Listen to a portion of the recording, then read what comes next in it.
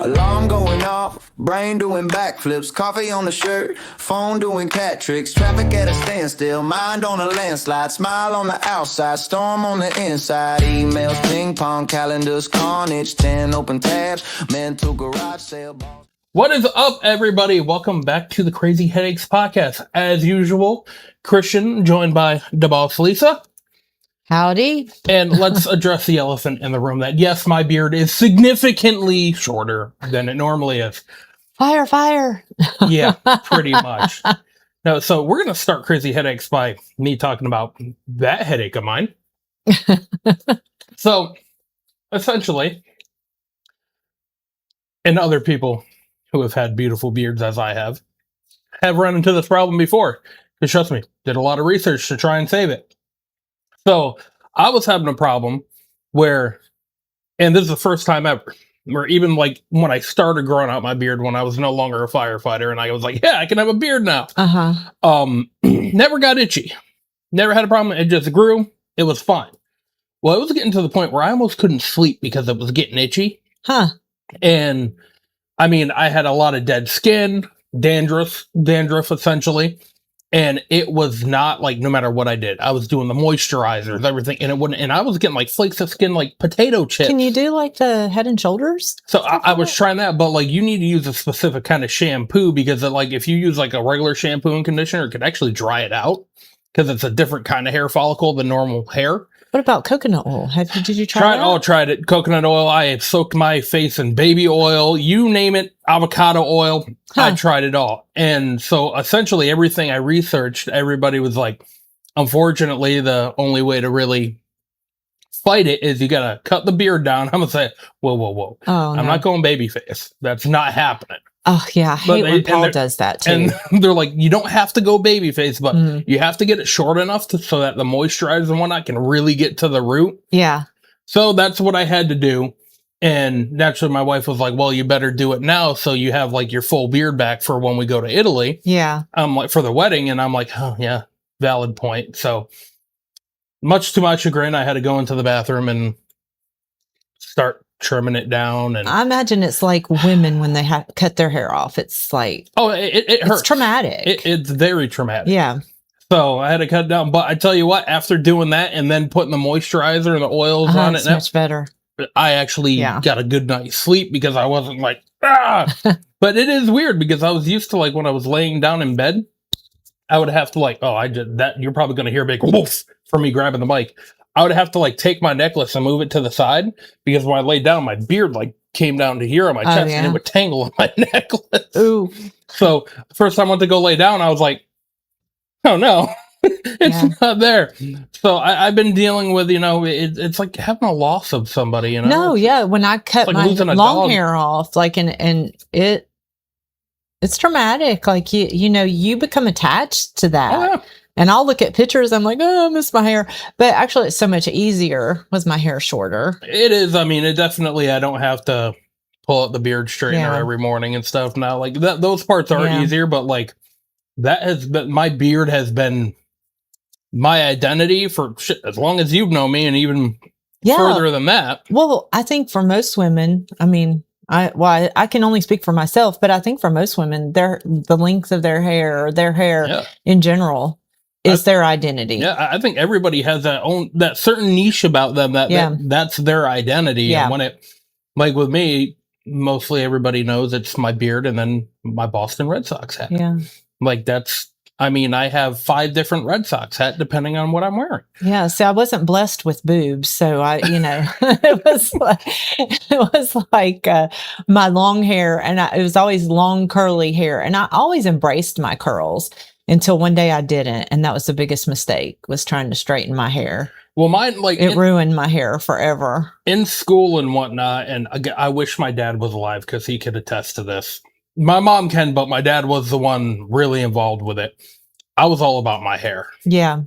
I believe that. Legit, I was all about my hair had to be done. Even though you don't have any. I don't have any now, and that's why I kind of transferred to the beard because, I don't have hair anymore.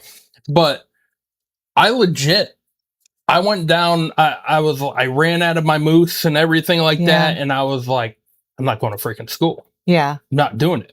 Yeah. My mom's like, "You're going to school, you son of a," like, "You're going." So I went to school, and the whole first period class, my teacher's like, "Christian, what's wrong?" I could not focus in class, to the point she called the office and said, "I'm sending Christian down to the nurse's office. Yeah. We need to figure out something we can do because he is just, yes, call me a prima donna. I don't care, but like, that's just, it's a certain image you have." And I'm like, Yeah. all right. So the nurse called my dad, and he's like, "Oh, he's trying to get out of school." And she's like, "Well, no, if you could at least like bring him down." So my dad had to go get more mousse, my brush, everything like that, so I could do my hair in the Yeah. office and then go back to class. First world problems. But yeah, so after, I got older, and Yeah. once I started firefighting and I became a firefighter, naturally I just started shaving my head because Yeah. it was easier because of the helmet and everything like that. Yeah. And then I had to stay clean shaved for the beard anyways as well, because I had to put the air mask on. But once I left the fire service, moved down here, I went to grow out my hair again, and I was at that age where my body was like, "No more hair for you." So it just led to the full Yeah. beard. Well, yeah, when I was growing up, my mom always kept my hair short, like I never grew my hair out, and I always wanted long hair. And so it was always short. I had naturally curly hair to the point that was like naturally like crazy curly. Yeah. And so my mom used to get perms in my hair to kind of calm my curls down.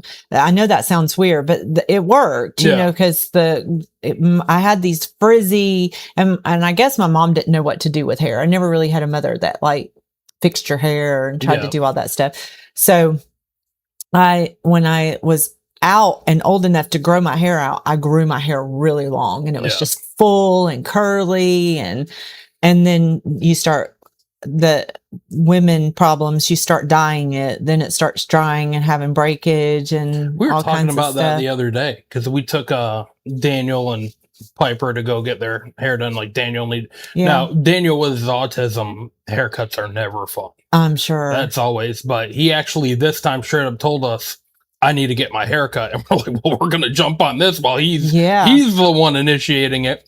So we brought him to get a haircut on Friday, and surprisingly, it did very. Nice. I mean, he did get to the point where he's like, "All right, I'm done," but we were able to get it done. But like, we got in that conversation with the stylist while she was doing his hair. It's like, she's had some people come in where they just have dyed their hair so much. Yeah. Like, it's just falling apart. And really, the only thing you can do at that point is you got to like shave it down and start from square one, because you've messed your hair up so much. Yeah. So when I was in Georgia, I always wanted to be blonde as blonde as can be. And I have like a dirty blonde color. Like, this is kind of my natural color.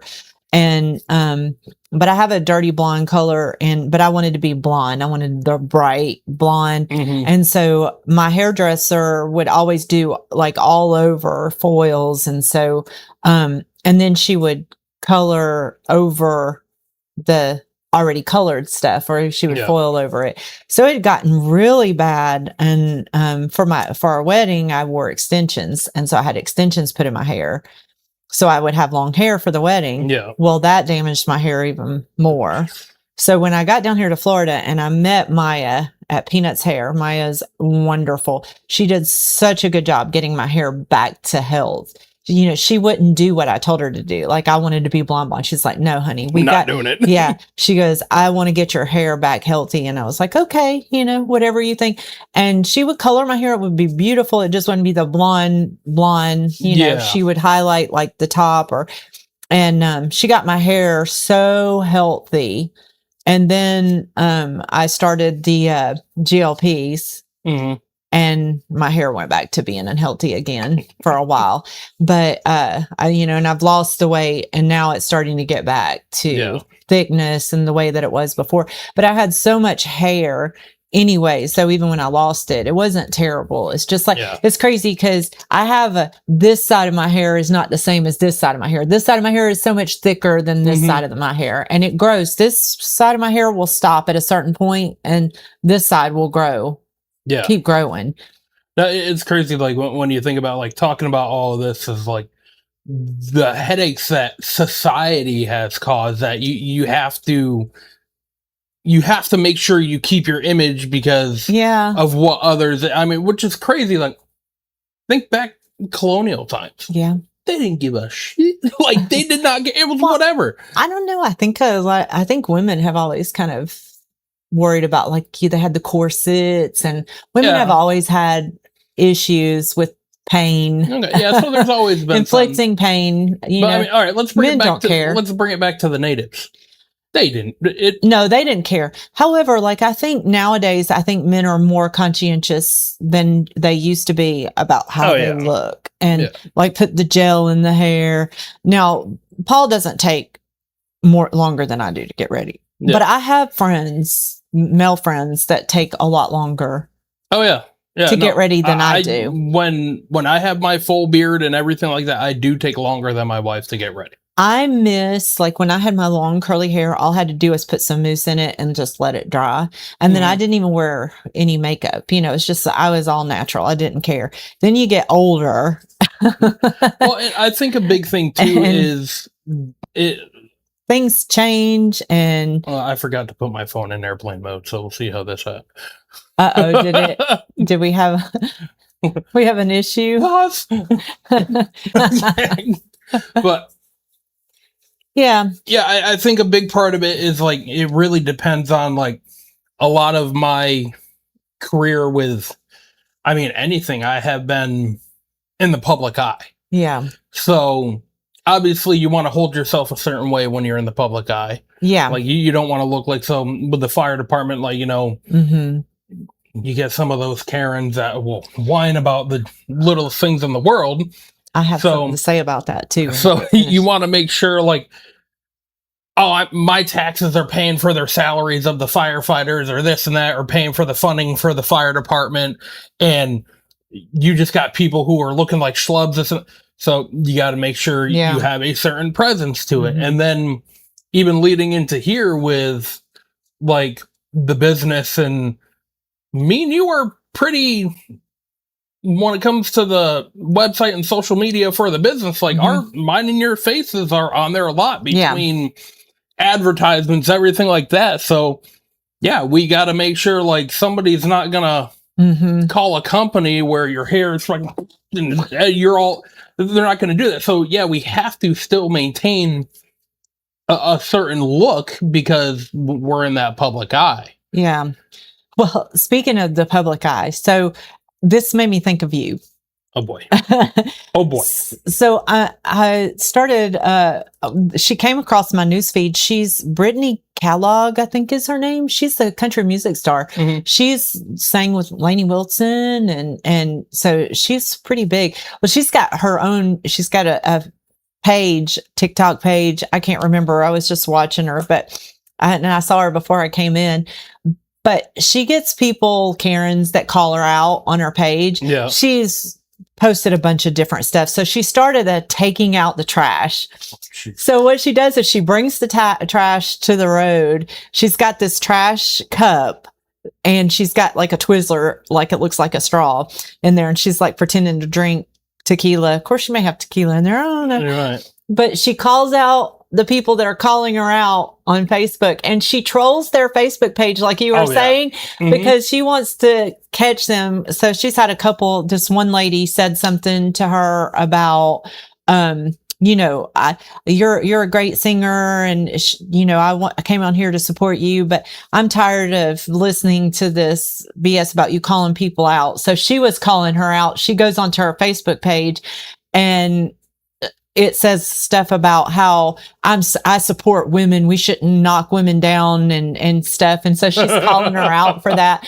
And then one guy posted on her page and said, the only reason why you look that good is because of all the makeup and the hair extensions. And she's like, dude, I don't have hair extensions, and I had no makeup on that post that you were talking about. So then she posts pictures of him with fish. I guess he's a fisherman, and he takes pictures of himself with the fish. And she's like, this fish said this about you. This fish said this about you. And she was like calling him out. The way she does it is on point. And she's like, look, I'm a real person. Yes, I am a country music star. And yes, I make a lot of money. And yes, I'm very successful.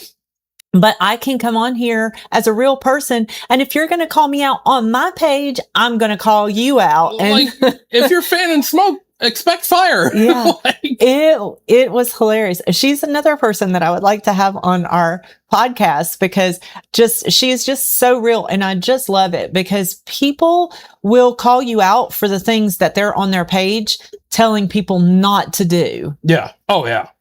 and that it just So cracks much me up. double standard and two-faced people Yeah. out there where it's like they'll go and act like this holy roller, great Yeah. person over here, and then they go over to these other pages And then they start crap, and it's like, Yeah. really? Yeah, because I think that one lady was on her page and she was saying, I don't care if you don't like me. You shouldn't be calling me out for stuff. But then she's calling Other people out. this for lady other stuff. out for that.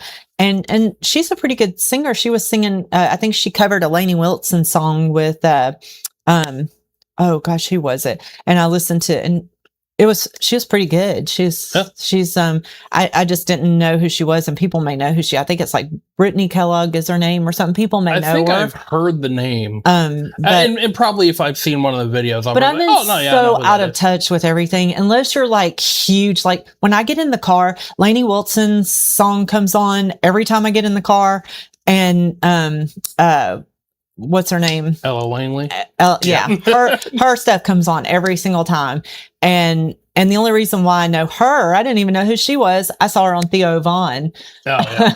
Because I'm just so out of touch with everything. I don't watch it's a whole hard- lot of it's hard TV. to I don't keep up. listen to a whole lot of music lately. It's just been so much has been going on in my life that has kept me so occupied, Yeah. unnecessarily occupied. That's an And understatement. all this stuff will come out eventually. We're not yeah. going to talk about this today, but Oh, you should we see have my some- notebook.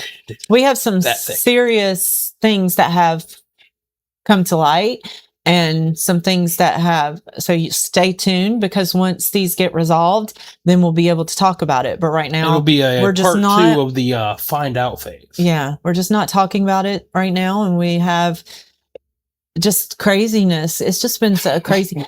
I mean, there's Legit the a reasons new- why we created this podcast. a new chapter in my book that I'm writing that is even more interesting than the other chapters of my book, because it is almost like it's a story in the Bible Oh, it's of persecution, false allegations, and just rocks being thrown.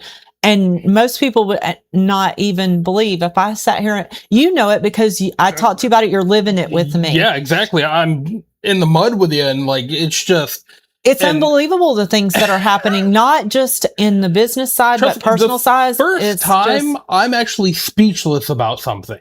Like I always got something to Yeah. say. You know that. I always got. I'm one of those people. If I say it online, I'm going to say it to your face. Yeah. Like I've said before, I'm unapologetically me. I'm going to say it how it is. I have a response to everything, everything. and which drove my parents insane growing up. But it's benefited me in life. But yeah, I mean, there's some of this stuff where even I'm like, I don't know what, because even a factual argument that I can put out where legitimately there is no legal or factual rebuttal you can get back, where I'm just stating fact, they will come back with something so left field. It's like, Yeah. that'd be like talking to somebody about baseball Uh-huh. and be like, all right, what happens if the pitcher, you tell them, be like, okay, if a pitcher throws a pitch and it goes straight down the middle, it's in the box, the guy swings and misses, that is a strike. Mhm. They'll be like, well, not really, because in football, if they do a kick, it's like, what do you mean? Why are you even bringing football into it? Exactly. That's exactly what it is. It that is makes exactly- no sense. And none of it has made sense. None of it has made sense. And I am very religious, and I read the Bible, and I have to believe that there is a greater purpose for everything that's happening right now. And I am just waiting to see what that purpose is and what my calling is, or what I'm needing to learn from this. But my gosh, I was trying to explain this to somebody on the phone the other day about what was going on, and I could hear in her voice like she wasn't believing anything that I was saying. Yeah. Wasn't believing a word. She's like, this just sounds like a whole bunch of like, you're just making all this stuff up. I couldn't make this stuff up if I tried. Well, like I said, I've been talking to somebody I know up in back home who's a lawyer, and I've been filling him in on everything. And he's just like, there's no way. I'm like, dude, it just legit. So I keep him updated anytime. And he's like, I so wish. He's like, I was licensed in Florida. He's like, because I would love it. He's like, I probably wouldn't even take pay because he's like, it would be a good learning experience for any lawyer fighting against this, because he's like, none of this makes sense. I'm like, that's why we're all kind of stumped, because well, I can't tell you when you're trying to do everything legally. Yeah. But somebody, and that's what's driven me insane about not only this situation, but situations I've been involved with the court systems and the legal systems and everything like that. I have learned between my own stuff in my life and what's going on here and other people I have talked to, you are not innocent until proven guilty. You are guilty until proven innocent. In today's age, yes. In today's age, like, people can toss whatever they want out there. The courts are going to believe them and damn you and persecute you and go at you.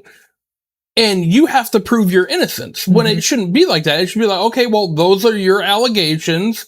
Now we'll figure this out. But they come at you like you're guilty right off rip. Yeah. And then it's on you to bear all the proof that you're innocent, which they didn't have to put any proof out there of the allegations they put out, but you got to put out all this proof to prove you're innocent. It's like, yeah. So yeah, I mean, of course, we said we weren't going to talk about it, and we're really not talking about it. No. We're not giving the details right now. I'm giving a generalization of our system so messed up. Literally is just so shocking. And my attorney has been left speechless so many times recently. He just is like, and I often wonder if he just would like to just hightail it because of everything. I wouldn't blame him.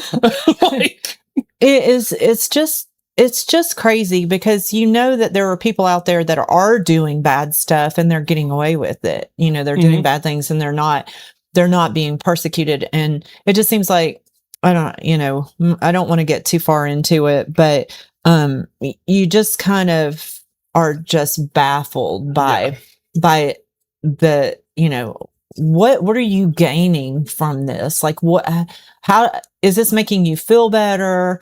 And it's so difficult because it's affecting me in all aspects of my life, financially, spiritually, mentally, just in all kinds of different ways. And, it's a good thing that I am as strong as I am. Oh yeah. Because, and a lot of my strength lately comes from God, because there's a lot of times that I've been wanting to give up. And I'm strong in my Bible. I'm reading verses, and church on Sunday just spoke to me. It was exactly what I was going through. And if you want to read Psalms 35 is exactly what I'm going through right now. We won't talk about it anymore, but Psalm 35 is exactly what I'm going through. And it's unbelievable. But it's just been super, super stressful, a stressful time. But, but I started thinking, I told Paul this on Sunday. I said, what I've been going through, is mild in comparison to what I know some other people have gone through. To go like years of, let's just say, for instance, somebody may be accused of murder and they didn't commit murder and they actually got put in jail. And there's been people that have been in jail for a long time, persecuted for a crime they did not commit. Yep. Oh my God, my heart I just thought, gosh, I feel for those people, because I know what I'm going through right now for something very small. That's a drop in the bucket compared to... But for what other people have gone through compared, There's been people that have been executed, and then a couple years after the execution, they go, oh no. They were innocent. And it's like, can't come back from that. And that's why, thank good. good and bad thing sometimes, because there are those people that are guilty, and Mhm. yeah, and this is where an argument of the death penalty comes up. Mhm. There are those people where they have admitted it. They know Yeah. that everybody knows they did it. And they're sitting on death row for 20, 30, 40 Yeah. years. It's like, Yeah. lynch them already. Mhm. But Mm. you understand at the same time, because you get those situations where this person was executed and then Yeah. they found out a couple years down the road that they were innocent. So, like, I get it at the same time, and you need Yeah. to give those people their fair shake. Right. I mean, that's how the system should be, but I mean, the system's just so damn corrupt. And I'm talking from the lowest form of government in the town library all the way up Yeah. to the federal. I mean, I don't care what side of the aisle you're on, whatever. I mean, the government is so corrupt. And why do you think they say there's no friends in politics? Because Yeah. they are so willing to stab each other in the back to benefit themselves. And Mhm. if you're not another politician, they don't give a damn about you, and they're just Yeah. gonna push you to the side. They don't care if you get ran over by that bus, as long as it's benefiting them and they're going forward. Yeah. And that's why, like, when you've tried to go and fight stuff, how they're just nonchalant, Mhm. because Yeah. it's not worth their fight. Yeah. It's crazy. Did you have a good weekend for us? Yeah. Any issues happen? Surprisingly, like, I didn't light a single firework this year. That is crazy, because you are always lighting fireworks. Oh, When we lived in the subdivision, you, Lavelle, it was like all in that area. We did better shows than the towns would put Yeah. on. And part of it was this year we decided to go over to my aunt's over in Davenport. Everybody spend time with each other, because, again, a lot of this year is a lot of firsts without my father. Yeah. So it's something that we want to spend together, stuff like Yeah. that. And then we couldn't do anything at my house because the whole project going on, the Which driveway is looking getting done. amazing. It's looking good, as we knew it would. So Yeah, that's looking amazing. You know who I'm talking to, you piece of monkey. You need, Anywho. you need to, like, put some pictures of it when you're editing Oh, yeah, the I will. podcast. Put some Here's pictures a couple of it. pictures. I'll play them right now. Yeah.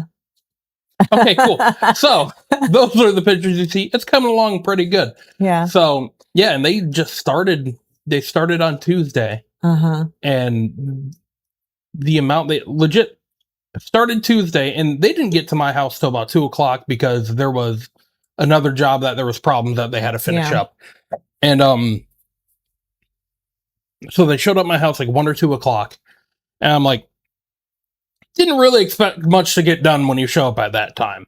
I figured they were basically gonna be painting layouts, laying out strings, stuff like that. Maybe do some digging, stuff like that. And no, they went to frickin' town. Yeah. And by the end of the first day, which again, showing up at 2:00, and they left around like 5:30, 6:00, they already had the back patio. So I already had a back patio. Yeah. But they had to tear that up because I wanted all the same looking pavers. I didn't want 2 different color pavers. So Yeah. they already had the whole back patio redone. And I'm like, okay. And then they already were coming down the sides of the house. Sure. Okay. No problem. Yeah. The next day, that's when they actually tore up the old concrete driveway. The developer in our community, this just shows you how big of ding dongs they are. So every driveway in the community, everyone you look at, if they still have the original driveway, have a single crack down the middle. It's because of the cars parking the way. Yeah. Well, we figured out why. Usually when you pour a concrete driveway, you want it at least like 6 inches thick. It's only 3 inches thick. And there's zero bait. Wow. They just poured the concrete on top of the dirt. They basically smoothed out the dirt, poured the concrete. No rebar. Rebar? No, nothing. Nothing. Oh, wow. I'm like, That's crazy. this makes sense. My dad does concrete, and I know that's we get wrong. to the sidewalk. Now, we didn't have to do any part of the sidewalk because that's technically community property. But when I had one of my Kenworths parked in the driveway, because people whining and complaining, I can't get around the big truck. Fine. I'll put big truck in driveway, whatever. It's just going to be blocking the sidewalk, which I did. Yeah. So I go to leave with the Kenworth the next day and I do my whole pre-trip inspection, make sure everything's good. I had to top off my oil a little bit, so I topped off the oil. And then one of my neighbors came over. I got a little distracted talking. And then I fired up the truck without putting the cap back on. So some black diesel oil, like, right on the sidewalk. Oh, no. It ain't coming out of concrete. So I was like, you know what? Screw it. I was like, just cut out that piece of the sidewalk. I'll pay to have that redone so that the community gets a new section of sidewalk on me. Well, mind you, driveway only 3 inches thick. The sidewalk, a foot thick. It was like that. I'm like, oh my gosh. I don't know about you, but common sense tells me that a human is way lighter than a vehicle. Yeah. So tell me, why are the sidewalks a foot thick? That's crazy. I mean, they were going to town and they're like, it's not ending. It's not ending. And I'm like, I mean, they got the saws out. They finally, I mean, it was maybe they figured because the driveways are so small, people are going to be parking on the sidewalks. So probably. So they finally got it cut to get it out. And then obviously they have to break it up to put it in their trailer. So what they're doing, which everybody who works construction or deals with heavy equipment and you're breaking up concrete, everybody does the same thing where they grab the edge of it, they lift it up, and then they just drop it to get it to break. It is shaking the neighborhood. I swear they were getting jumps on the Richter scale. Wow. Because I mean, it was shaking. If it's that thick, I can imagine. I was in the bathroom. What the hell I was doing? I was in something in the bathroom. And I was edging the beard, whatever. And I just heard boom. And then I hear the kids. I'm like, I'm going to kill him. I was like, it sounded like the TV fell off the wall. Yeah. So I came out, I'm like, what the hell are you guys doing? And they're like, we didn't do anything. Nothing. They're like, we're just watching TV. I'm like, my ass. I'm like, the whole house just shook. What happened? They're like, I think it's the guys outside. And so I look out the window and I see them do it again. Boom. And I'm like, and that's when I saw how thick that sidewalk was. And I was like, oh. Yeah. Okay. Wow. Yeah. It's been little stuff like that. But I tell you what, normally when you get a big project like that happening at your house, it's normally a massive headache and dealing with. I mean, these guys have been professional as all get out. I mean, that's awesome good. Crew. I mean, all of them they know what they're, you can tell that there's a good, because I was talking with one of them. Most of them have been laying pavers for 6+ years. And then they got a couple of guys that have been doing it a year or two. Yeah. But they all know their job and what to do. That's good. So it's just a well-oiled machine. They got the guys that lay the pavers. They got the guys that are running them back and forth for them. Their communication is amazing. They just all know what they're doing. Yeah. And that's how within a week, my driveway is almost, so today, all the pavers will be, I mean, they pretty much had 98% of the pavers laid by Friday. And that's not easy. I've watched people do pavers. How do you get those patterns? Like, I couldn't do it. Well, and that's what I said to him too. I was like, and this is what tells me you guys are skilled and know what you're doing, because when you make it look that easy. Yeah. Because anybody watching will go, oh, that's easy. But then they go to start to do it and they're like, what the heck? Yeah, that's the way though. When Miesel came to do our, he did some pavers for us and he did our side. They were well-oiled machine. They knew exactly. Miesel had his job that he did. All his workers had their jobs that they did, and they just did a fabulous job. Yeah. And they had it done so quick. I'm like, they had our yard completely tore up, and then they had the soil put down, and then the side put down, and it was like in no time. And then when they did the fence in the back, same thing. It was like perfect. They had, and it is level. Everything is just perfect. They all just know what they're doing. And they did it so quickly. I figured it would take them a couple of days, and they had our privacy fence done. Yeah. I mean, everything they've been running smooth, running good. Like, they know what they're doing. I mean, and they made sure before they even started, they had the crew lead had the whole crew walk around with me and him. Yeah. say exactly how we want to, just so everybody was on the same page. Yeah. And then as they go through, they would pull me and be like, hey, how do you like this? We can, like, they were just on top of it the whole time. Yeah. And the crew lead for the guys that are laying the pavers, he's only 21. I mean, and this kid, he knows his crap. Like, they were cutting the circle for the front flower bed this morning. Yeah. I mean, he's doing it all by eye. Yeah. I mean, yeah, he took his measurements to make sure he's landing in the right spot. Mhm. But from there, he cut that circle up, and then which I didn't think they were going to do. I thought they were going to cut the circle and then they put the concrete on the edges to hold everything in. No, he went even further and started making a nice border to go around it. And he's doing that by eye, because you're going to have to cut the block at angles to go around the circle. Yeah. He's just doing it by eye. Yeah. Me and my neighbor are standing out there, and I'm like, Are you putting a tree right there, or what are you putting? Yeah, a fountain, or and I would love to get like one of those Greek fountains, I like know. of the little kid pissing into the. But HOA rules, they won't allow it. they won't allow a fountain right No, there? they don't. They're Nazis. How can you not have a fountain? How is that like against the The rules? dumbest thing. I was thinking a koi pond too. Nope, can't have that. Because I mean, well, I had my fountain on the front porch that would run because. So that it's like some feng shui, like you've got water running that signifies, Yeah. So it's funny, like, and people are probably sitting there like, aren't you and your wife part of the HOA? Not anymore. Yeah. So how does that feel? Are you glad that is it like, I'm off leash now. I can have my fun. Oh, it's like I don't have to be well behaved. Exactly. I can just do whatever I want now. And the best part is it's a train wreck. I'm sure, because so these people that freaking butthead, I'm gonna hold off, Compton House, hand selected to be, these are going to be great people for the community. First meeting, they go, okay, these are the people, because my wife and everybody stuff, these are the people that were selected, so we're just gonna put them in there and whatnot. And they're like, I don't want to do that. I don't want that position.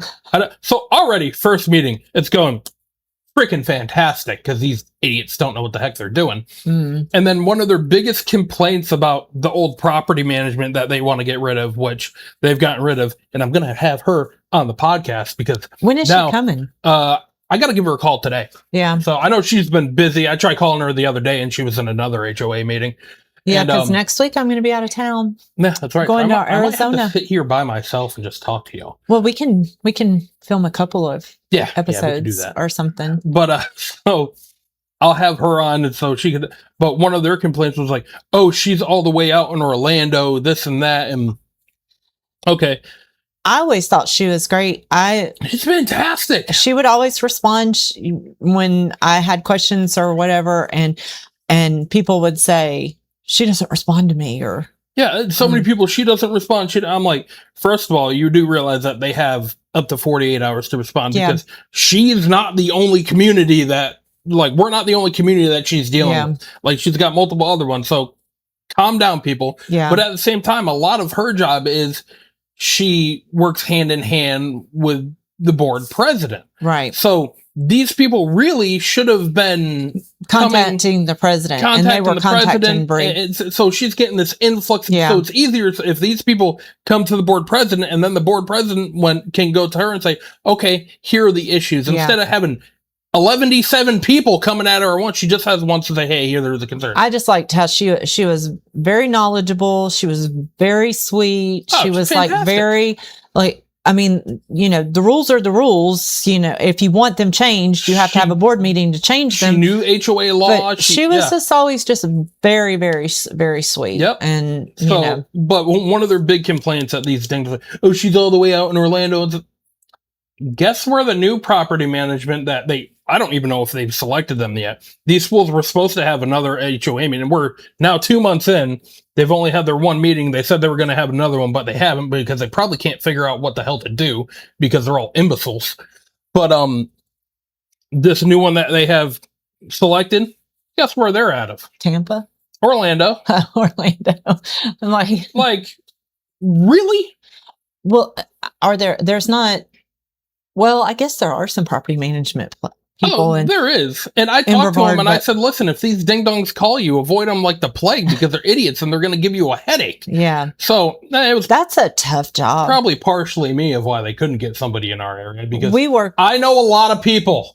with a lot of property managers, and the things that I hear that they have to deal with, I'm like, Crazy. you have to be a certain kind of person to be able to, To go, you know what? I want to manage Karens yeah. all day, every day. It's not even that. It's just people that and people that complain about The dumbest thing. the dumbest things, and just Wild. But That's you know, kinda there were crazy. certain things we were always on top of. I always made sure we were on top of it. And that's the thing, like being in those positions, it's a thankless position. Yeah. It's something where we do this, we did it volunteer. We weren't getting paid for it. We Yeah. were taking time out of our own days to handle this stuff. Yeah.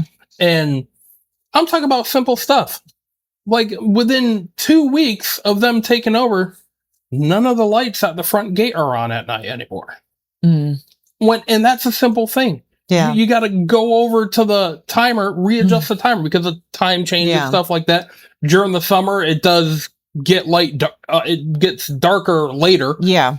So you just got to make adjustments like that. And there's some times where we've had a lot of random thunderstorms. Yeah. A breaker might trip. Yeah. And I could almost guarantee you that's what happened, a breaker trip, because we have had a couple times where we had a quick brownout or something.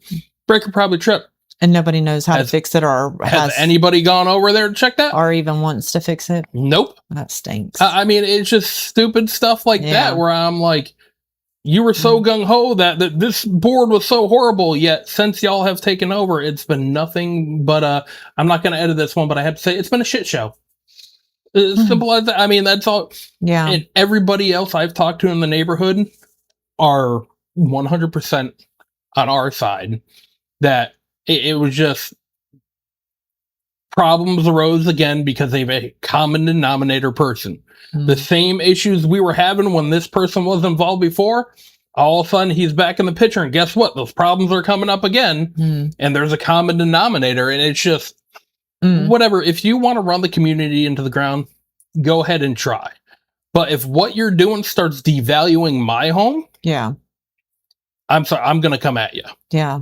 I mean, You just need to sell your place and get some land. There's some houses for sale over by us. I've already told my wife I want to, because there was one house there right there on Rector Road Mm-hmm. by your place. And there's a place that Paul swears somebody doesn't live there, said right on Rector Road. And he was going to look it up. He's like, I never see lights there. I never So see. basically, if you hop on a Rector from leaving your house, the third house on the right, it's a brick house that has a pond. It's already sold. That one, yeah, but I love that home, and I wanted it because it has a pond. I can We go looked at fishing that- in my backyard. We looked at that house before we even got our house, and we're It's like, completely gutted. it was gutted, and we were Yeah. like, I wonder, because you could see they have a boathouse in the back, and somebody was living back there, Mm-hmm.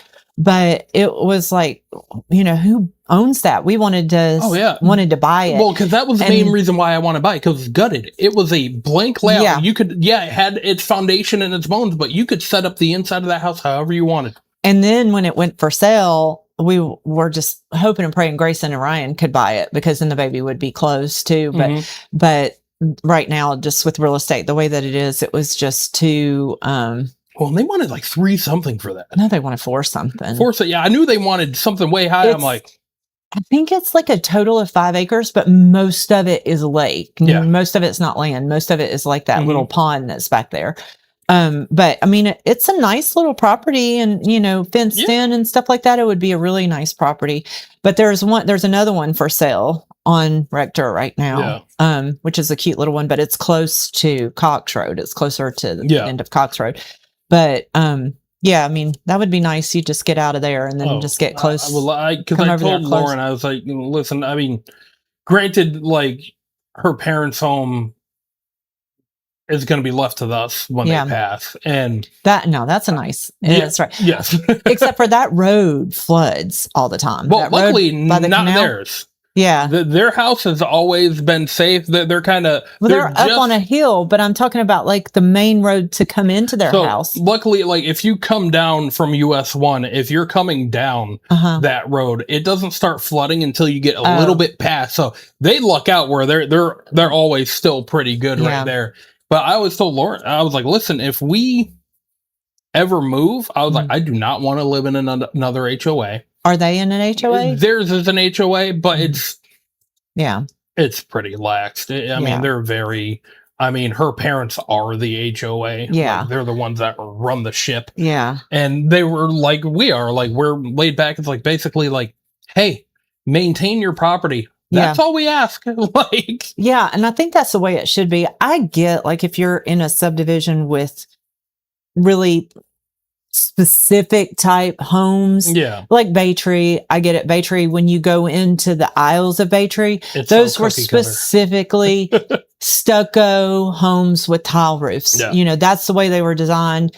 Now they're going off the cookie cutter and they're going to the stone coated metal, which because they have that design now, you can, because it looks like it benefits us. It's a much better product than the tile, especially being on the golf course. And so but it looks like tile, so they can keep that cookie cutter look, except for one person in the subdivision who found a way around. And it doesn't surprise me that it's that person that figured it out. It's like she found one little tiny thing that they didn't cover. Found that loophole and she jumped right through it. It was great.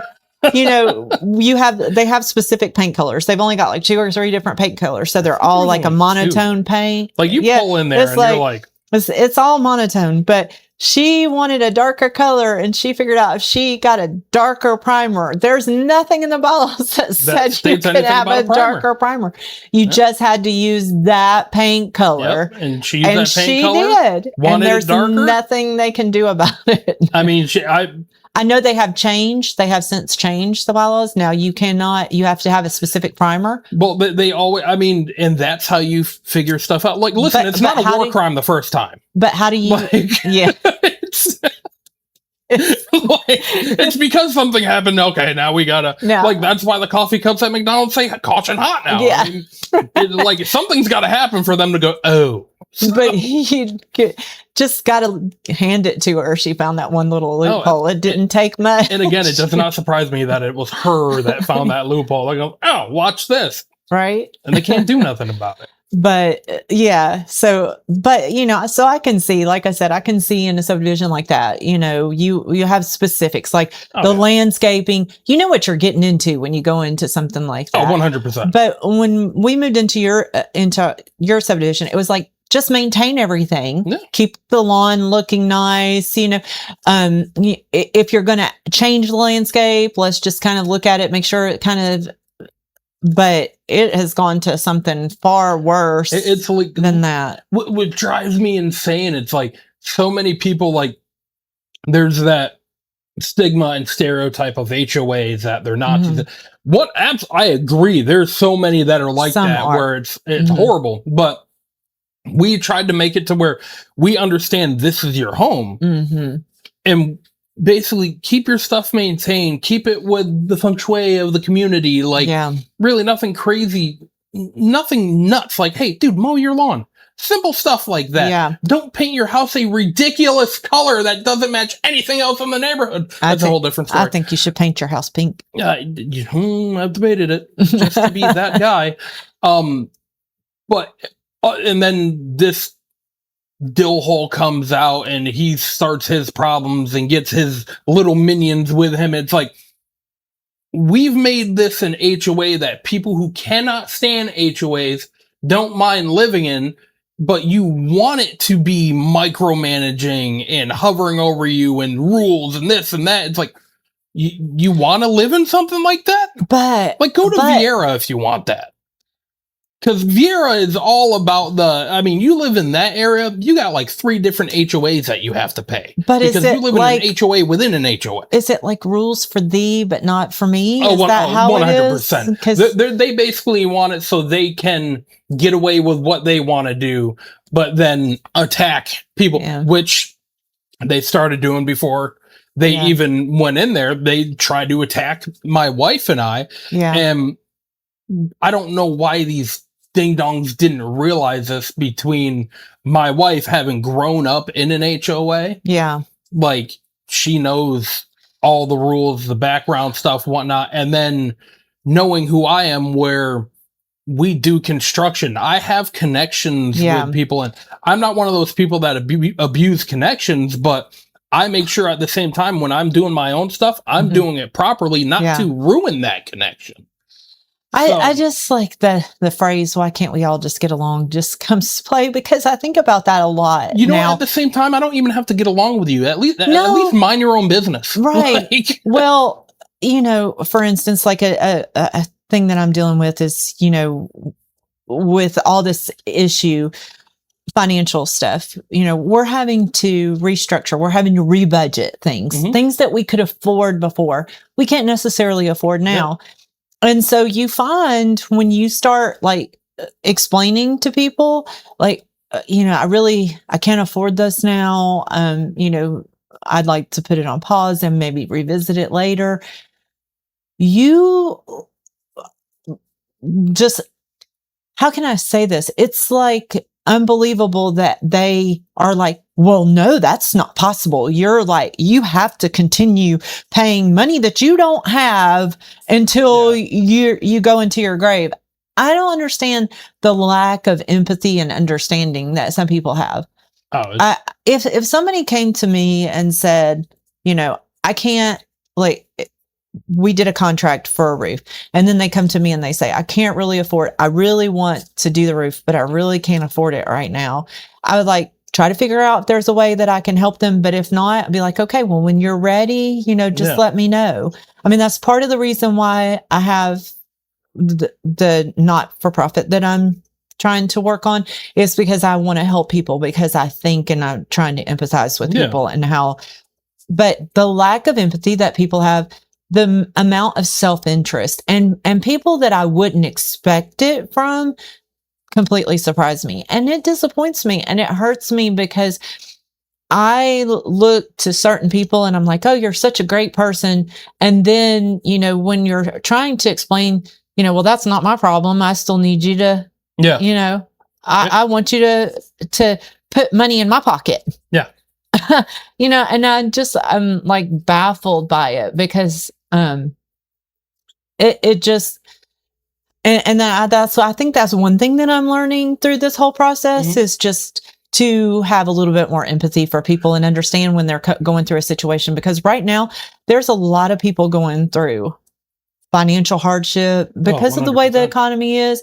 There are some people that are riding through it that are fine, but there are some people that are going through some problems. And if somebody kind of tries to tell you, hey, look, I'm trying to restructure, I'm trying to save my life, I'm trying to save my business, I'm trying to make sure that I operate on a budget, you just don't fit within my budget right now. Yeah. It sucks. But one thing I've realized too is I'm one of those people, like, I'll talk with everybody and anybody. I don't care. Yeah.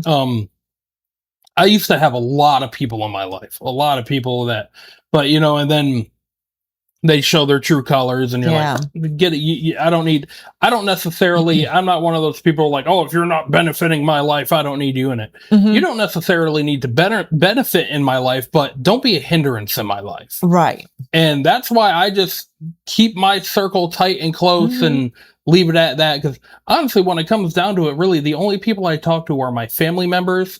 And then I have like 2 friends outside of that. And then you guys. Yeah. I keep at that because I know these are people that I've been through the battles with. And I know aren't going to just, it's getting tough. See you later. Bye. Yeah. So I just, well, I know, and I was talking to Paul about this. It's like, I know I've always been the friend that gave, the friend that, you know, I was the designated driver when everybody wanted to drink. I was always the friend that, like, if you needed help, you had problems, you wanted to talk, I was there. Man, I'm the ride or die. Like, if you called me and said that you needed me, you know, just needed me, bring a bag and a shovel, don't ask any questions. I'm bringing a bag and a shovel. Let's go. You know, it's like, I've always been that friend. And I've been called an enabler. I think I look at it as I like to help people and people that are in need.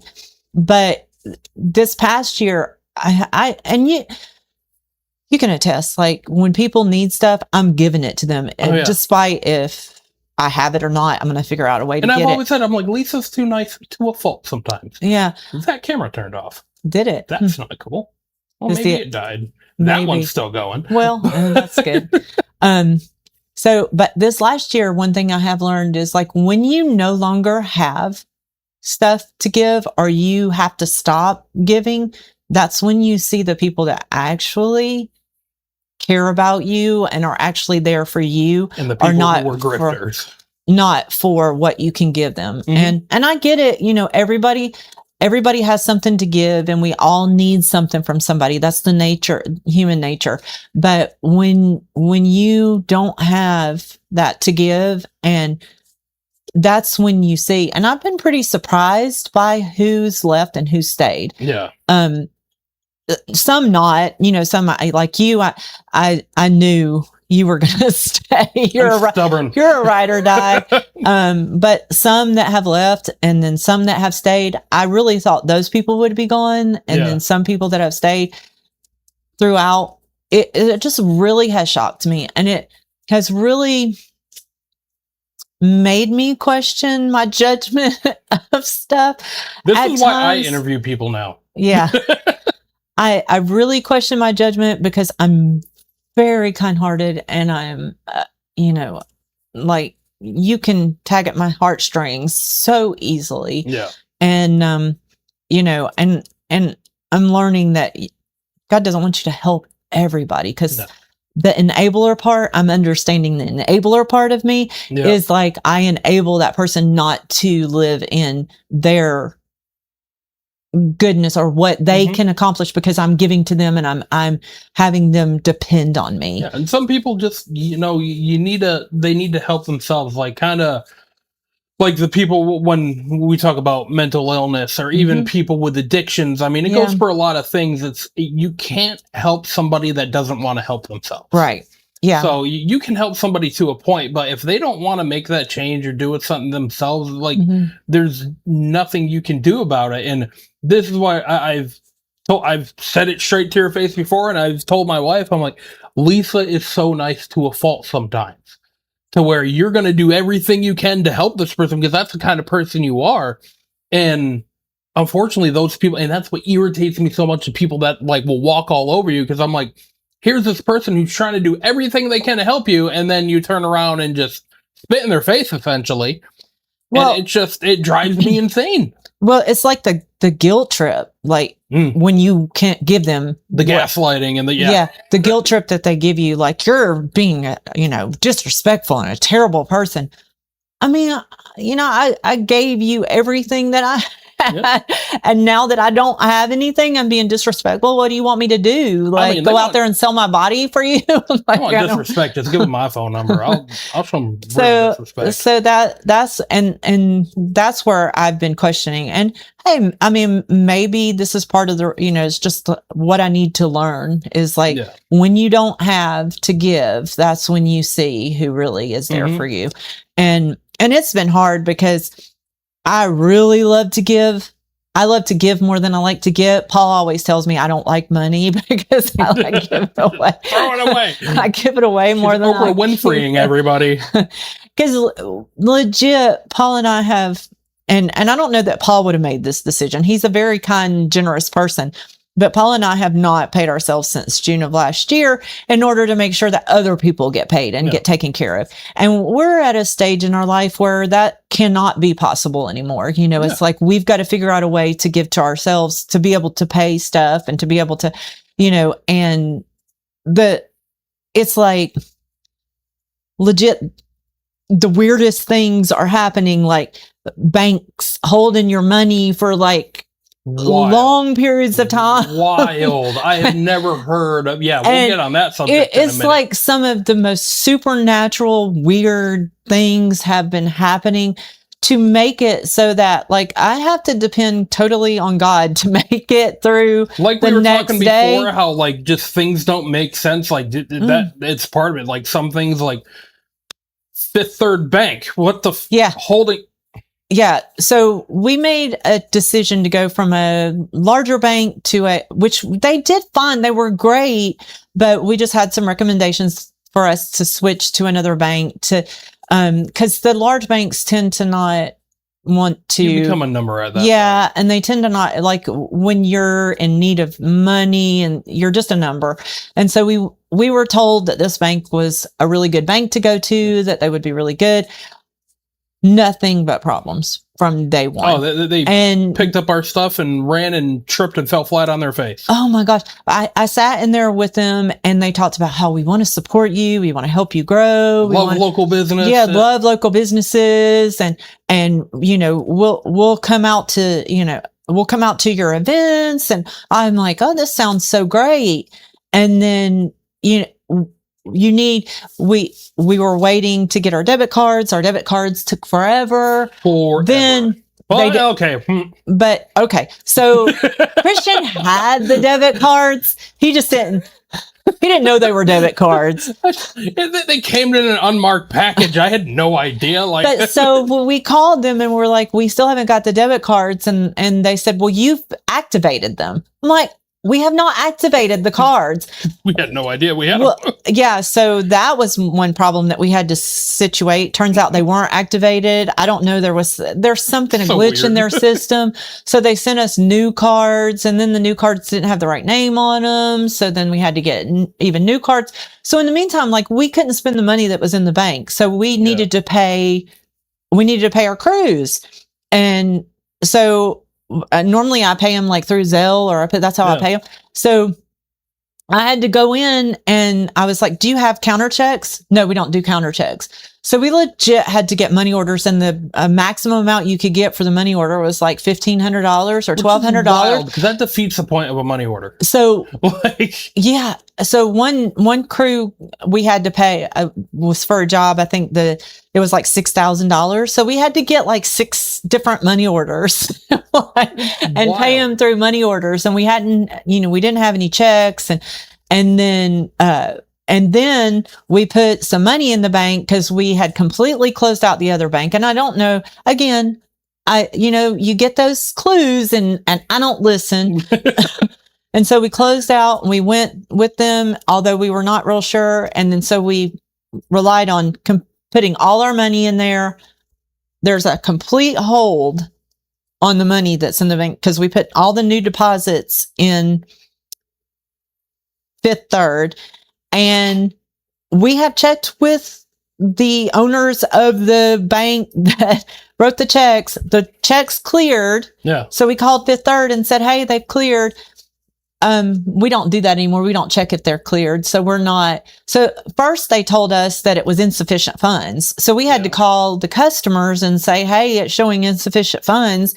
We got a letter saying it was insufficient funds. The customer's feeling, some kind of way because they're like, you're accusing me, but my bank shows that it came out. I was like, we're not saying that you did it. We actually think that it's what the Fifth bank Third. told us. This is just what the bank told us. So then we called the branch manager and she's like, we never told you it was insufficient funds. Ma'am, like I have a letter here that says it's insufficient funds. I called online. They said it was insufficient funds. They said they're not going to release the money until it ended up being like 7 days. no, it's Maybe more than that. yeah, it's been like total. They're going to release the funds tomorrow. So it'll be a total of 10 days.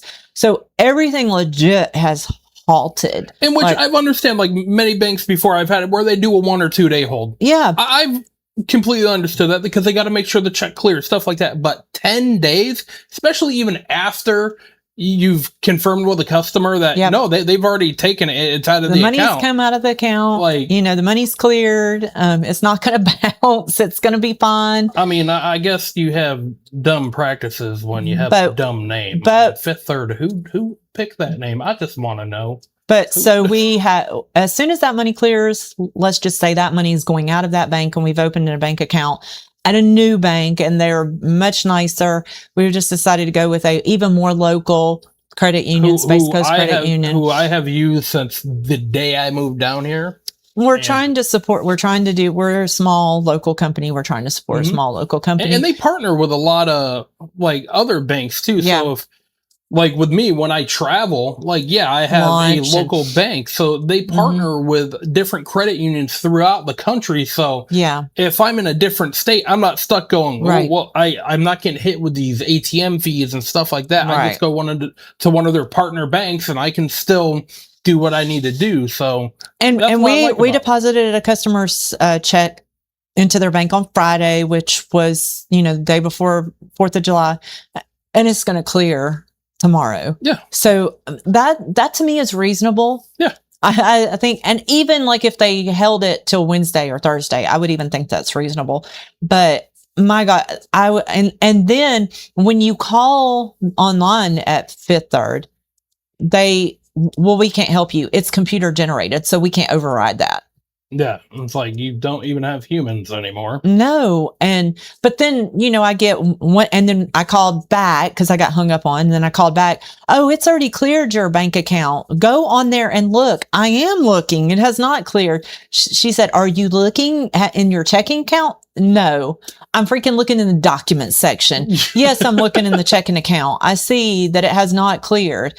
And then she proceeds to tell me, go look in the documents. It says that the check is on hold. I said, that's why I'm freaking calling you. And you're telling me it's in there. That's what I said. I said it was on hold. You're telling me that it's in there. Then you're reading the document. And then she's like, so I wanted to be transferred to someone in management, risk management, escalation, something. And of course, like on Thursday, I think it was, I got a hold of somebody and they said they were going to escalate it. That's a lie. That is a lie because it has not been escalated. Yeah. So like, it's just, and what I like about it's like a Space test. Coast, when you call, you can talk to somebody. Yeah. Oh, the lady yeah. in there at the one on US1, Ebony, so sweet. She was very helpful. She walked me through everything. And Now, so when I first moved down here, I opened my account at the Vieira one. yeah, And there was this girl, Katie, in there. yeah, Loved her. And then what I love about the small town, you come in, they know you. yeah. Like I would walk in, she's like, "Hey Christian, how you doing?" Whatnot. And me and her would talk. And then I went in there one day and Katie wasn't there. I'm like, what the heck's going on here? And they're like, no, she's still with us. But I guess she Yeah. stepped up and she was at headquarters. I'm like, Well, what I like about great for Space her. Coast is they've got a lot of banks. Oh, yeah. I didn't even realize until I opened an account at Space Coast. Like I was driving down, what's that, Barton Road, or you go across where it takes you to US1. There's one there on the right, and there's one in Vieira. They're just Yeah, there's everywhere. one right up the road right here in Port St. John. Yeah. Yeah. See, I mean, they're everywhere. So I think that's a good choice. Thanks, Christian, Yeah, for them. see? I I think get a that's a raise? good choice. So, Maybe. yeah, Worth a shot, right? I give you a penny. Because I found one on the floor at the house. So we're in a season of so just so you know, if you want money from me, I have zero. I have no money. She ain't gonna make it rain. She might make it hail by throwing pennies at you, but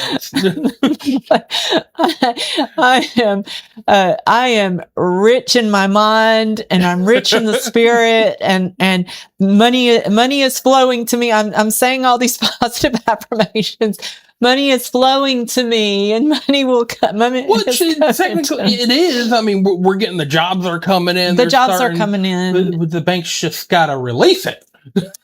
The money's there. It's just the bank doesn't want me to give it to you or It's anybody basically else. like they got a chain on us, and we can get that far away, and we just can't grab it. So, but I will get through this. We will get through this. We will come out on the other side. It will. And what I've always found, when you go through a season of bad, then when the good comes, it's always 10 times better than it was before. So I know we will get through that, and God is always good to me, and everything will be good. We're kind of like, we're preparing to just start on all these fools and people causing problems. We're gonna let them. It's like a a good boxer. Mhm. You're going to just make your moves. You're going to keep letting them swing, tire them out, and then we're going to come in and just hit them with the 1-2 and be done with it. Be So like that's, Candace Owens.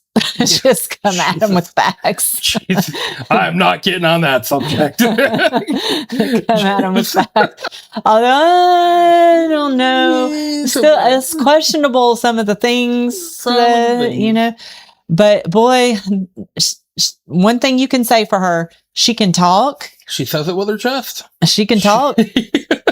And she doesn't pause. And she comes at you with facts. Or they sound like facts. Or they sound like that. They sound like facts. Good. She So- says it with confidence. Exactly. That's for damn She believes what she says with conviction. Mhm. So yeah, hey, But well, what we've been doing is basically just packaging our little nukes. yeah. And then we're going to hop on the Enola Gay and drop them.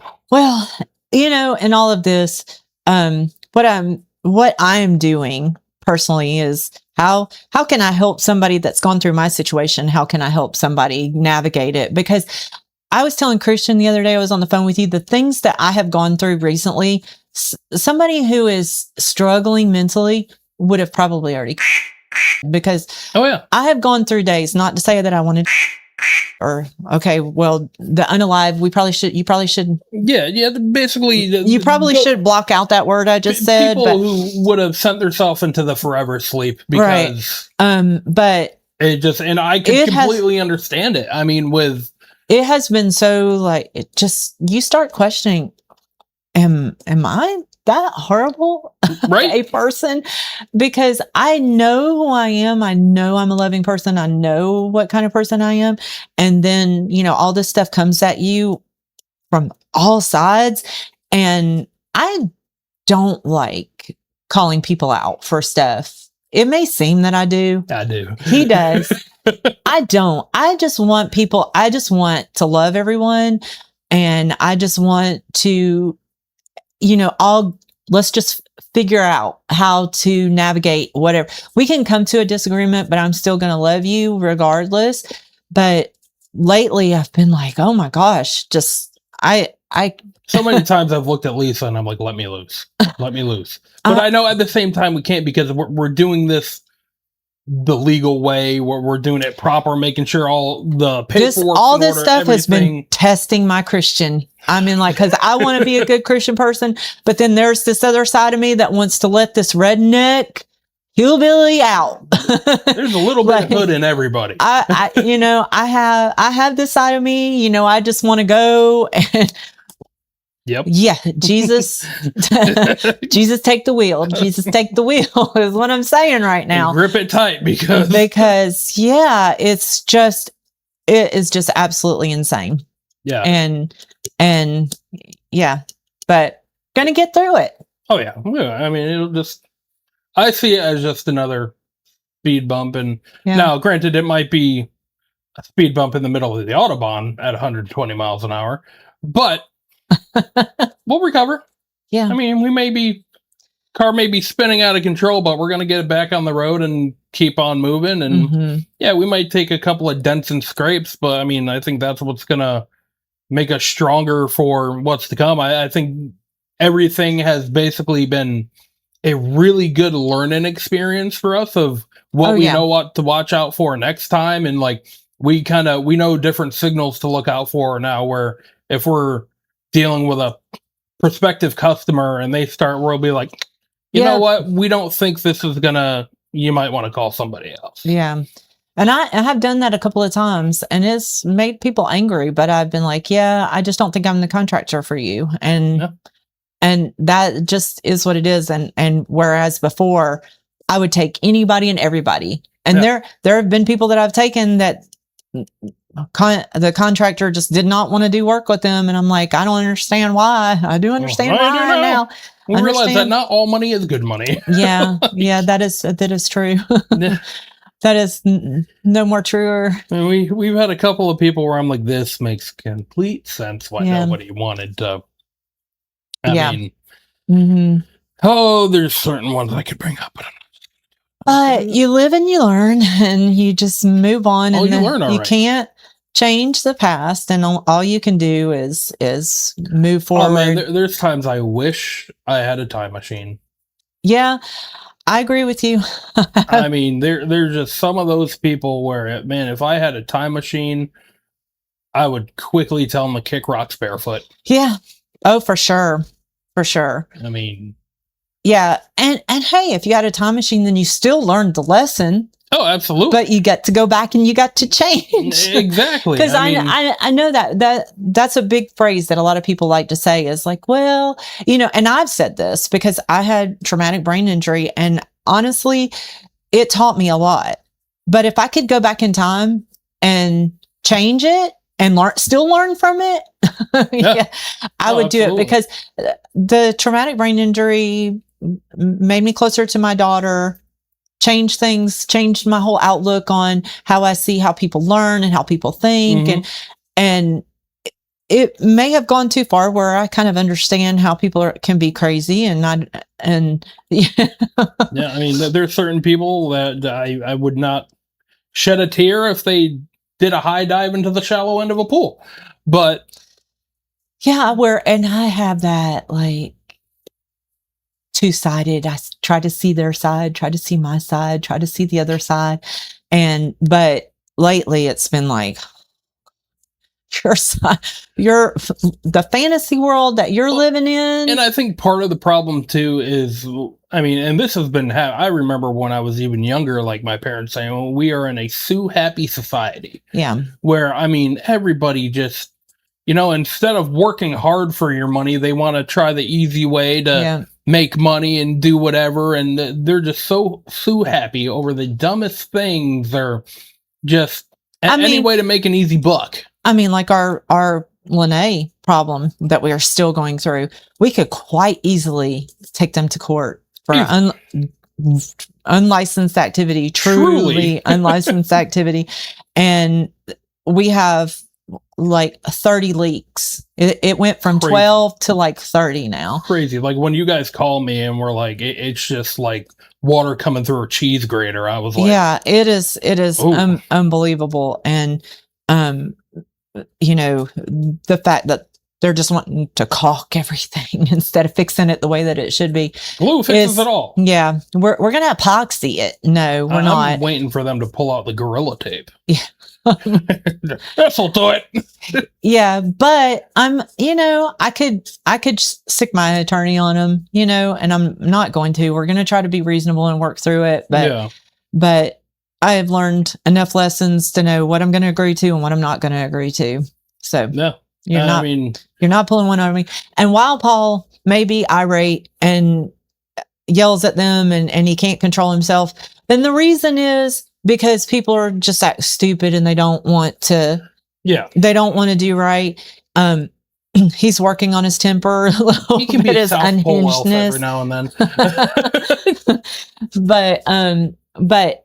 If they think because I'm nice and because I'm reasonable that they're going to walk all over me, that is not going to happen. Well, and that's like my sister said, like, me and my sister are not nice people. Yeah. We're kind people. Yeah.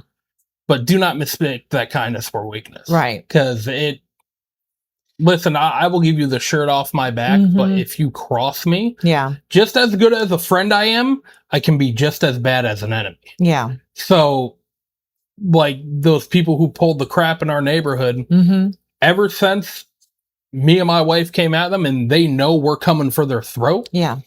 You don't see them sitting outside anymore like they used to. Yeah. You don't see them walking around because they know I'm watching every move and go ahead, do something. Yeah. Dude, I have them on a list and they want to keep playing those games. I will smack them so hard with so much litigation.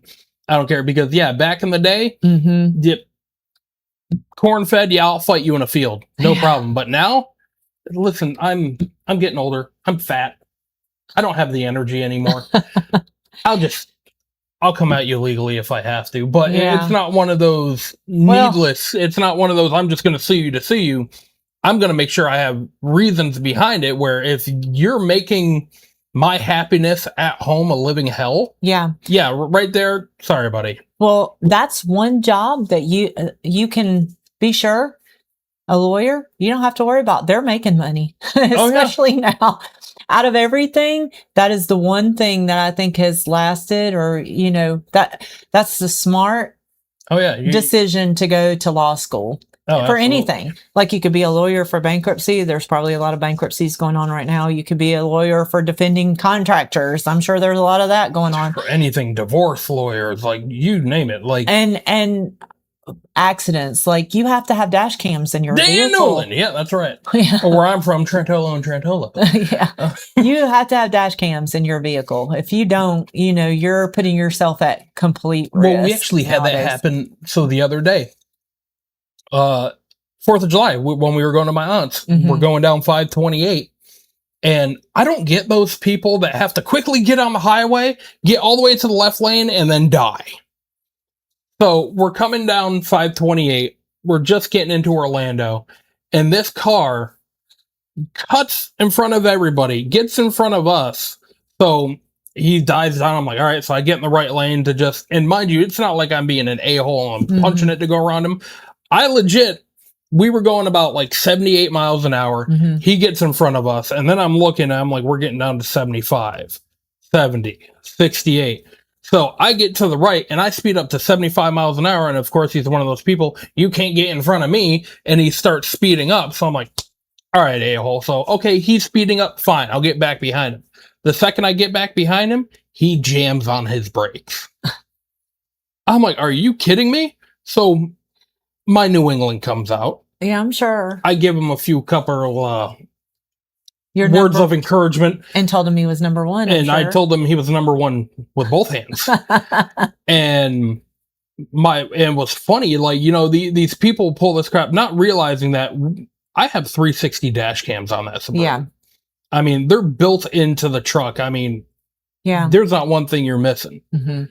So he's pulling that, but the second he sees my wife pull up the camera and start taking pictures, all of a sudden he speeds up and he flies away. Like, these people that to me, that shows somebody's integrity. Yeah. When they do stupid crap like that because they think they're not being recorded, Mhm. and then once you pull the recording out, Yeah. so that's something where if something did happen, he would try and pull I wasn't doing anything wrong, because he thinks the only part we have recorded is when my wife picked up his phone. Yeah. But then all I have to do is hand the cop the thumb drive and go, yeah, here's the crap that he Yeah. pulled. So there's cameras everywhere, people. Mhm. Everywhere. Yeah. And if they're not already built into your vehicles, install them into your vehicles, because I know so many people who have been saved by having a dash camera Mhm. because of those insurance chasers who will jam on their brakes in front of you so you rear end them. Yeah. Or you may not even rear end them. You may come close to them, but then they'll get out and point to damage that was already there and be like, oh, they hit me. And you're screwed. But I know people who have had those dash cams. Yeah. And the second they send that to that person's insurance company, I've heard of those other people getting dropped. Yeah. Then in Florida, you got an SR22. Oh, yeah. And we go back into the state of Florida going ahead and suspending your license again. Yeah. But that's a whole Yeah. different. Yeah. But Yeah, that's crazy, because I have a friend who I was telling you about. He had his license suspended. It was an administrative mistake. Yeah. Didn't know his license was suspended. Had no idea. Yeah. Was driving, got pulled over for driving on a suspended license. The attorney was able to throw out the suspended license, but he was still driving on a suspended license, so they wouldn't throw that out. But he shouldn't even had a suspended license to start with. Yeah, It's exactly. crazy. But that almost happened to me, because I don't remember how I found out, but I happened to look I have an account with the DMV now online. Yeah. When I just happened to look online, and my insurance had been canceled without telling me, because it was a commercial vehicle on my personal policy, which State Farm didn't tell me that they canceled it. I had just been paying, Yeah. and I had showed proof of payment. They didn't reimburse me the money that I paid, but they canceled it because they said it was a commercial policy. So I needed to transfer it onto a commercial, Mhm. but I was not notified. Yeah. And I had literally 2 days when I looked, and my license would have been suspended had I not looked. It was Oh, yeah. like, just something told me, just something was like looking out for me to look. And Well, and that's like where we go back to the corruption in every level of government. Well, What drives me insane, like they gave him that ticket for driving under suspended license, even though it was their administrative downfall. So at that point, it's, oh, that ticket should be taken away. It wasn't. So he was unaware. Like it was all an administrative thing where, but they still hold on to it. It's like they damn us for making a mistake, but when they make a mistake, there's no repercussion to them. well, It just falls on the citizens. The sad thing about the guy is like he had to go to work. So he did intentionally after that have to drive on a suspended license, but he's under the impression that he's going to get it thrown out by speaking logic to these people and saying, hey, I didn't really have a suspended license. But so he got pulled over again, and his life from that point, from that administrative mistake, was completely ruined. Downhill, so now he has to have people speak for him to get a license, to get a work permit license, so that he can actually go to work. So now he's having people drive him back and forth. It's like the system sometimes is against the people who are actually doing the right thing and the people, who are actually trying to. Because the problem with the system, it's not an issue until somebody makes light of it. Yeah. So it could be something that is going on forever, and who's it infecting? Nobody. Yeah. But the second somebody makes a petty complaint against it because they're just an a-hole. Yeah.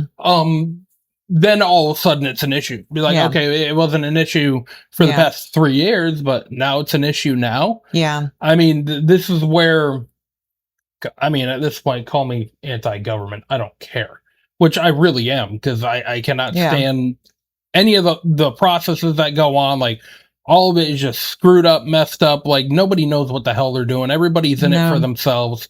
Like, the only reason it's not designed. A lot of the laws and stuff that we have to go by are not designed to protect us. That's what they originally. Absolutely not. They're designed to protect the special interest. Yep, exactly. And like with me, and now this will be the only time I mention my political affiliation, but the only reason why I am registered Republican is because I want to be able to vote in the primaries. Yeah. If I'm independent, I can't vote in the primaries, which I think is BS. Yeah. Like, you have to be a part of a certain class to be able to vote in the primaries. Well, I think it's BS. I think if you are a U.S. citizen, no matter what your affiliation, whether it be Republican, Democrat, Independent, Green Party, whatever you choose, you should be able to vote in the primaries. Yeah. Because I guarantee you there'd probably be way more independent people in office on multiple different levels if that was the case. But unfortunately, they pigeonholed it to a two-party system. Yeah, yeah. And my daughter and her husband, they talk about the two-party system, how it should. And I have two sides to it. Like, I think there should be a two-party system because they hold each other accountable. But we also need to be able to allow other people, like the independents, because I am a registered independent. You can look it up. I'm registered independent. Because I don't agree with the Democratic side and I don't agree with the Republican side some of the time. So, I just vote my conscience is what I vote. I mean, and I think the biggest thing is like, everybody's so brainwashed, left and right. Oh yeah. Where they aren't even listening to what that representative or whoever that person is saying. They're only looking at, is there a D or an R next to that name? Yeah. Gone are the days where you could sit and discuss and have honest discourse with, if you don't agree with me, I'm not speaking to you. Well, that, and like I said, if there's not a D or an R next to the name, they're not going to listen to it, or they might like what that person is saying. They're like, oh, okay. And then, oh, there's an R next to, oh, no, what? They're horrible. Wait a minute. 3 seconds ago, you were agreeing with it. But the second you found out there was a R next to their name or a D next to their name, you were throwing it out the window. That's why I like Fetterman, because I don't agree with all his politics. No. But I like the fact that he he will not stand with his party if they are only standing together because they're against something Yeah. that the Republican Party is doing. Mhm. Because you can look whatever the Republicans are wanting right now. At one point, the Democrats wanted it, and the Republicans were against them. So Yeah. now the Republicans want it, and now the Democrats are against them. It's kindergarten. Yeah, it's not.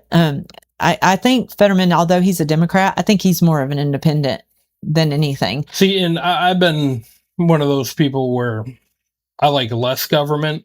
And my cousin at first was arguing with me about it, but then kind of understood, because at first he's like, no, why? Because he's part of the LGBTQ community. Mhm. Love him to death. Yeah. Like me and him, we grew up together. We are polar opposite people, but Yeah. I mean, me and him are tight. Yeah.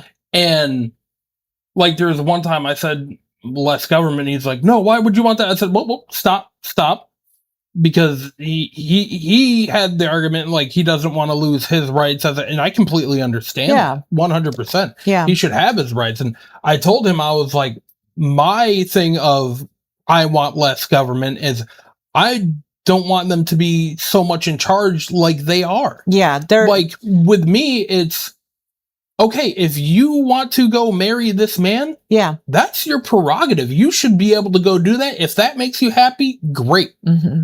If so-and-so down the street, like a girl down the street, 18-year-old girl down the street gets pregnant, she wants to get an abortion. Do I agree with abortion? No. But Yeah. if that's what she wants to do, who am I to come at you and say, no, you can't do that? Yeah. That's your life. Do what you want to do with your life. I may not agree with it, but that's yours, not mine. How, at the end of the day, is that going to affect my life personally? Right. At the end of the day, I'm the only one that has to speak for me when I get up to the pearly gates. Yeah. Simple as that. So that's why when I say less government, there should be less, like when Roe v. Wade got turned over. Mhm. Yeah. Again, I don't agree with abortion, but I don't agree with that getting turned over. Mhm. I think they should be able to, that's your life, do what you want with it. Mhm. Like when they made gay marriage legal throughout the country, okay, that's your life, do whatever. I don't care. Yeah. Just why is it so bad? Like I just don't get the thought process of some of these Yeah. people that Yeah. they let it affect them so badly of what another person is doing. Oh, yeah. It drives me insane. And that's part of that Brittany Kellogg or whatever her name is. I got to get her name right. I swear I have a disconnect with We'll the put name. it up right here. We'll fix that. But that's what she's saying is like, why are you so concerned with what I'm saying on my page? What difference does it make? I'm not harming you. I could see if like I'm persecuting you or I'm harming you or I'm making it where you can't do something.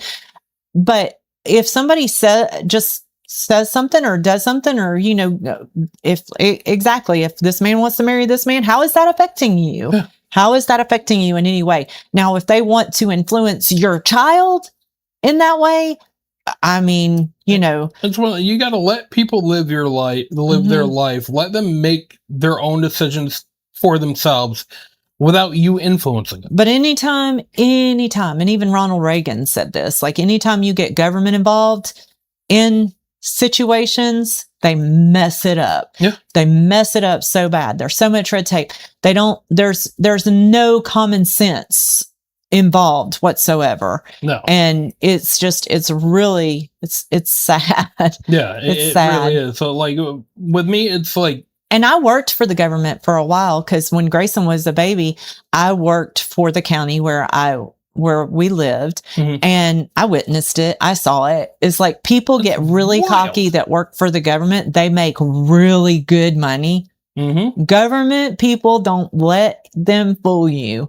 Make really, really good money to do a lot of nothing. Yeah. But when they get a piece of something they want to dig into, they're Yep. going to find every excuse that they can to dig into that Oh, and to absolutely. justify what their stance is on it. Yeah. So again, that's why attorneys are making so much money and nobody else is. It's wild. So I think it comes down to everybody needs to mind their own business. Yeah. Like, yes, I understand there are certain things like rules and laws that need to be, but There are certain the levels of, overbearing ones where stuff like that, where you're basically telling people the decisions they can make in their own life. Mhm. Sorry, no. Yeah. Just like bring it down to the normal, just human interaction aspect and going through life. You're not going to like it if you're sitting there doing your own thing and somebody tells you, no, you can't do it that way. You have to do it this way. Are we Well, able why? to, What? Like, will we ever be able to get back? I don't think there's any turning back from I where don't we know. are right now. I don't know. It just, people need to stop trying to push their narrative and their influence on other people, because that's how the way they want it. Cool. You can have it the way you want it in your life. It's your life. You can do that. Yeah. But what gives you the right to think that you could try and influence my life because that's the way you want to live? I have to live that way. Yeah. It shouldn't be like that way in either direction. Right. That's why I get tired. That's why I'm so tired of both the Republican and the Democrat Party of, you have to live life this way. You have to be like, you get the far right wingers where like, if you're not Christian, that's not it. And then you get the far left wingers that are like, if you're not that, no, shut up, all of you. Mm-hmm. That's your life. You live your life. Yeah. Me, I love my guns. I love going hunting. I like target shooting, stuff like that. I'm going to do that. Mm-hmm. You like going to a drag show. Great. You do. And you know what? I have no problem going to one. That's your culture. You're having fun. You want to invite me? Sure. I'll go and I'll have fun with you. Yeah. But just because that's not something that I would do, that I wouldn't get up on stage, and doesn't mean I can't have fun with everybody. Yeah. Just like if they're like, with guns, but if they still wanted to come with me one day and go to the range, come on, let's go. Let's have fun. Yeah. Why can't we share that instead of trying to force your whole thing on me or me force my whole thing on you? Why can't we share? Yeah. Well, the guns situation is a whole separate subject that we could talk about that for hours. Same thing with the abortion situation. So we'll just kind of leave that. And like I said, like I hate getting political on the podcast, but at the same time, sometimes a little bit of it does have to come up. We know that politics is a crazy headache for a lot of people. A lot of people. So, that kind of gets brought up at times, but yeah, I mean, it happens. And it's like, I love those people I can have those conversations with, and we can talk. Like I said, me and my cousin, we are on, like me, I'm middle ground. So that's why I like talking to my hairdresser, because she's from Syria. Yeah. And so when I talk to her, I ask her questions about what is her viewpoint on Israel, or, things that are going on, because she's lived over in it, you know, and we only see, so just like with the World Cup, you see all these people coming over and they're like saying, oh man, America is great. We've been told that America is terrible, and America actually is wonderful. Back the asshole politics, and it's great. The problem is, it's the politicians, it's the media that makes us think that everybody else is bad, and that's the problem. It's like we're just being fed a whole line of BS, and we're believing it instead of like actually reaching out and talking to people. Yeah. And this whole World Cup thing, I think, is great, because they're coming over here and seeing, how great we actually are. Are we perfect? No. Well, like an example I saw, like last night, me and Piper were watching a thing on Hurricane Katrina. Yeah. And I was telling her, I remember when that happened, and it was horrible. Yeah. I mean, what they were going through, and Piper was just like blown away. Like the whole city flooded. I'm like, so we watched the documentary on it. And in the documentary, they were talking about, after everything flooded, and the logistics of that, the government, I mean, from the lowest of the low to the highest of the high, just dropped the ball. Was horrible. The mayor was not too good. The governor was no help. And then I guess the governor and President Bush had issues, so he's not going to just jump out and help. Like, it was a whole cluster. And the citizens who were trapped, like, they were getting pissed. Which I don't blame them. Right. And like, it got to the point where, okay, if we're not getting help, we got to like kind of help ourselves. So yeah, obviously, like, they're going on like day 2 or 3 of being stranded. So they're breaking into stores that they can to get food or water and stuff like that. And then the media is turning this from, oh, this natural disaster to these people are now looting and rioting and whatnot. So then people that were going to go help aren't going there now because the way the media has now put this up is that it's just pure chaos in there. And that's not really what it was. It was these people trying to survive while the government pulled their heads out of their own asses to try and figure out how to help them. Same thing with Hurricane Milton in North Carolina. Yeah. Was it Milton? Yeah. Yeah, something like that. Yeah, I think it was Milton. Yeah. But yeah, I mean, like these people were just trying to, and it was crazy how the media, depending on which one you got it from, like there was one where the media was like survivor, like two people getting supplies to try and survive and this and that. And then the same picture or a picture of it's essentially the same thing of people looting this and that. It's like, at that point, I'm not calling that looting. Yeah. I'm calling that's survival. I'd be doing the same damn thing if we were stuck where I'm in. Well, now, if you're getting TVs, that's looting. If you're getting water and food. Right. And that's the thing. Like, and it's not like, they weren't grabbing TVs and sound systems. If you're getting water and food, but if you're going in, like, getting jewelry and TVs, okay, you're crossing the line. And exactly. I mean, these people were just getting food, anything they could get for sustenance, water, drinks. They were just trying to get whatever they could. Yeah. And one media is calling them looters, and this is crazy, and to the point where NOPD started like putting people at gunpoint, and the governor sends in the National Guard, and finally a lieutenant general, I believe it was, came in, and he lost his mind. Yeah. He was telling everybody, put your guns down. These are survivors trying to survive and get out of here. He's like, put your damn guns down. He's like, this is a humanitarian thing, not a combat zone. Like, he lost his mind. Like, he was the one saving grace for those people in Katrina and New Orleans. Yeah. And but that's the media painted this, depending on which media you were watching. Yeah. One was painting it a horrible picture, and the other one was painting it of people trying to survive. Welcome to the media, everybody. Yeah. Well, again, we are past our time. Are we? Are we now? What We're at 1 hour, 42 minutes. Oh, the longest episode yet. Come at us, Joe Rogan.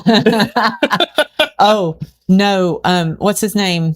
Sean Ryan. Yeah. He had who did he interview was like 5 hours, 4 hours. Candace Owens, I think it was. Oh, he just interviewed. There's it was probably like a lot to 4 hours and 44 minutes. I was like, oh my gosh, that's a long. That's a lot to dig in. That was a long podcast. But so now we're at hour and 43 minutes.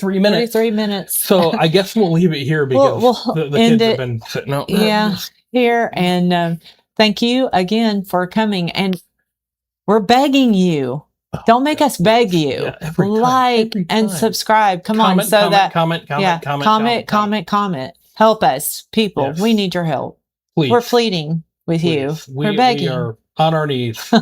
Again, I would get on my knees, but again, like I said earlier, I'm fat and out of shape. So like, subscribe, I comment. Can't get back up. Hey, if there's anything you didn't agree with, like, tell us. Have that conversation, please. Yeah.